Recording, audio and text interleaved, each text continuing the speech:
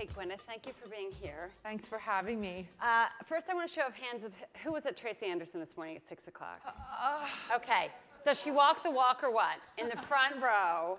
I mean, what I really want to talk about for 15 minutes is how many years would it take for me to do Tracy Anderson to be as good at Tracy Anderson as some of those in the front row? But we're here to talk about Goop. So my first question for you is, so you're an Oscar-winning actress, right? You're at the top of your game. I don't know about that. But. Well, it looks like you're at the top of your game. And then you pivot and don't entirely change careers. You don't give up acting, but you start a completely new business in Goop. And so what motivated that, and what were your goals when you started?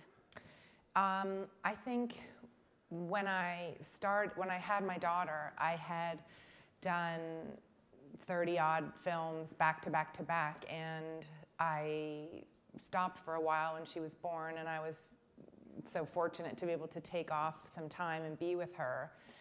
And then I realized that I had a lot of questions that I wanted answered, both sort of philosophically and you know, health, wellness questions, travel questions, restaurants, and I just started to ask questions. You know, I was always the person who, if I was on location in Naples, Italy, I was asking the truck driver, where's the best pizza? And I was asking... Did that work? Yeah, oh yeah.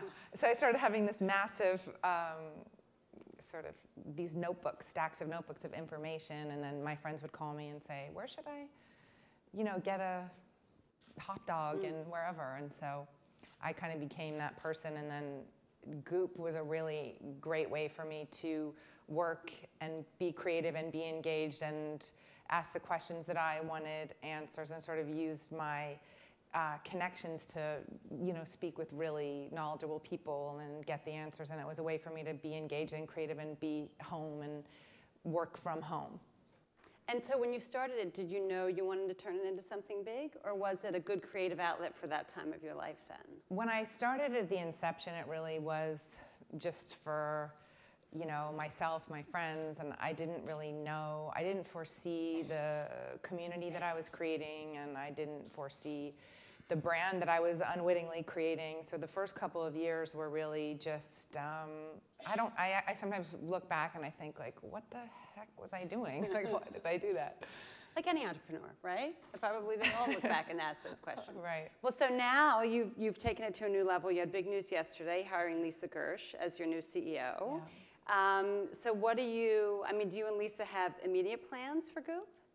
We have a lot of very exciting plans. I mean, Goop is becoming this amazing collective of really bright, really fascinating women who I'm learning so much from. And we're small, but we're growing. And I really, when it started to become clear to me that it was a business and that we were having impact on other businesses, and that it could actually be something, I was, you know, so lucky to meet Lisa through Tracy Anderson. We had been working together for a year.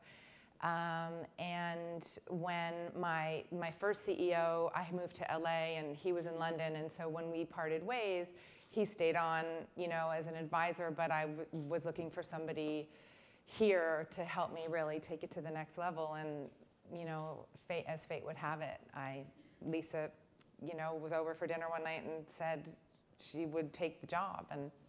And you almost fell off your chair. Yeah. Yeah. I got drunk. I got really nervous.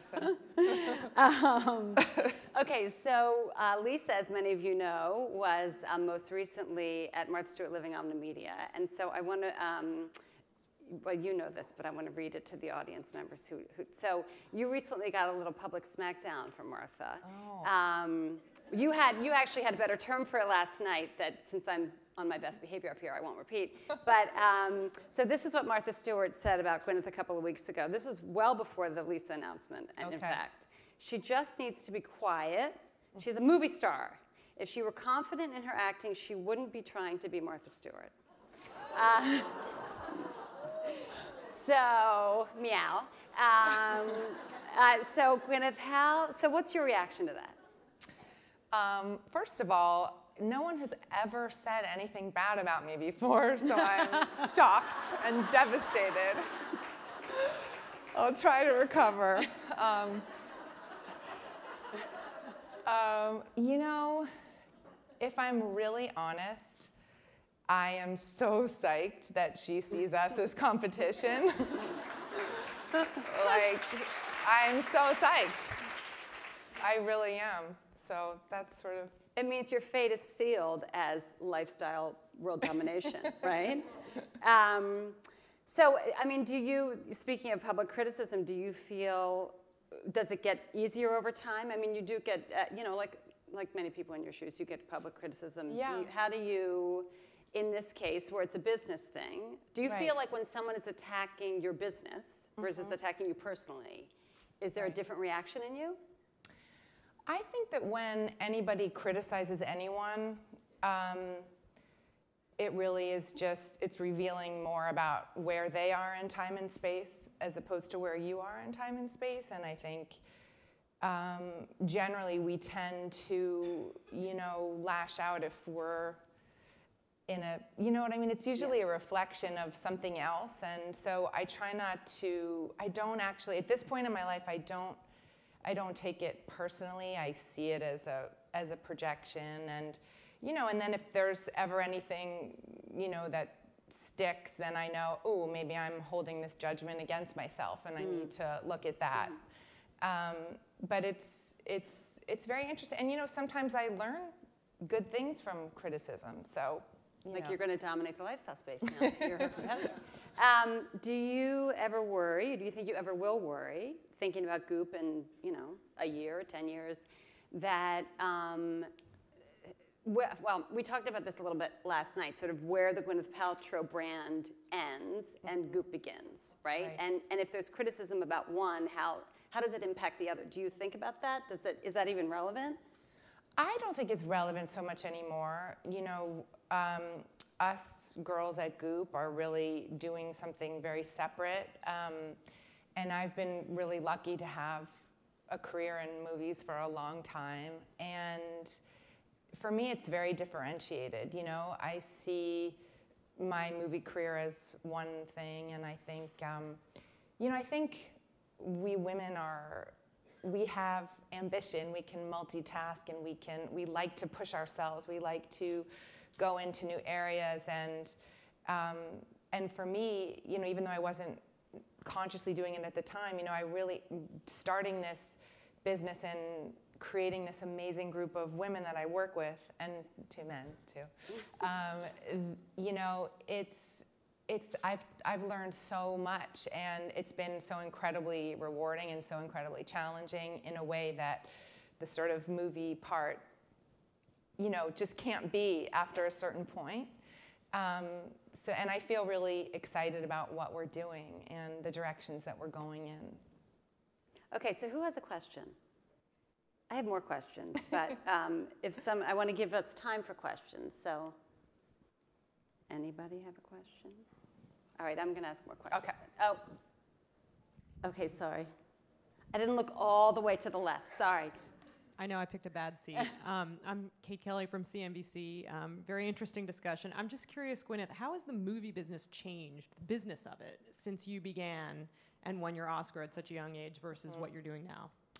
I think the movie business has changed a lot. You know, when I was starting out and doing movies all the time, you know, in my 20s, which is really the prime time for a woman playing leading roles. There were, you know, adult films, not porn. I mean, like, you know, like grown up. Yeah, like grown up films being made with remarkable consistency, and there seemed to be a real business for it, and all of the studios had their kind of artistic division. You had, obviously, Miramax was in its heyday, and you had Focus Features and Fox Searchlight, and also the big studios were also making adult films. Grown-up films. Sorry, grown-up films. And there seemed to be a lot, now when I look at the generation behind me, I think there's still some great roles that pop up, but it seems that it's moved sort of more towards, the big tentpole movies, and then you have, really small kind of Academy-ish movies, and then some break through every year. But there are less movies being made. Obviously, that's a well-documented fact, and the business seems to be shrinking along with the DVD market, and that's changed things a lot. So it's a very different business. I was very lucky to, that when I wanted to work all the time, and there were really great things to choose from, there's really amazing material, and obviously, as you get older in this business, it narrows a bit in terms of the breadth of choice, and so, especially for me, because I'm home with my kids so much and I work from home so much, it's a big thing for me to go, to Louisiana for 3 months and make that kind of commitment. It's really hard on my family. So as I get older, I find it far more challenging in a lot of ways. And I'm always really excited when I find a great role that works still with my family life and my business, Goop, which is my main kind of job at the moment. So I try to, find a balance, but I do think that it has changed a lot. Oh, yes. Thanks. You have this amazing target audience with Goop. How do marketers interact with you? What are the opportunities there?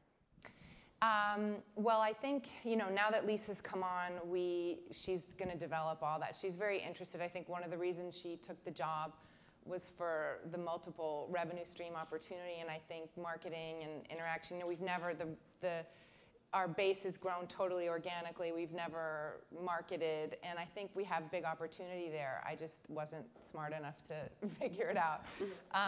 And so that's, I think we just hired an amazing person to develop ad sales and marketing and all of that. So I think in the next year or two, we hope to see real growth in that area. I want to ask you, I see your hand back there, but where is Goop in 10 years? What's Goop look like in 10 years? What is Goop in 10 years? I hope that we continue to grow to be a place where people can trust our advice and trust that they will get great value if they're choosing to purchase something from us, and they know that if we say, listen, this is a great hotel, they know that. I think that that's our biggest asset, is the level of trust that we've managed to create, and I would never want to do anything as we scale, to compromise that. But I do think that it's kind of limitless. I mean, our food area can grow a lot, our health and wellness. And obviously, we're developing and thinking about product, making our own, and licensing to support across all of our different categories. And, I think we have to be strategic about keeping our focus really precise, but at the same time, seeing the opportunities. And, we want to do product. We want to develop a lot of product, so it's exciting. Okay, super fast question, because I have 22 seconds left. And she's hosting the president for dinner tomorrow night, P.S., so she has to leave right away. If anyone wants to come. So you talked about the fact that you had some separation between being an actress and being an entrepreneur, but there must be some skills that you're able to take from being an actress to becoming an entrepreneur, and I was wondering what those were. Oh, that's a really good question. Nobody's ever asked me that before.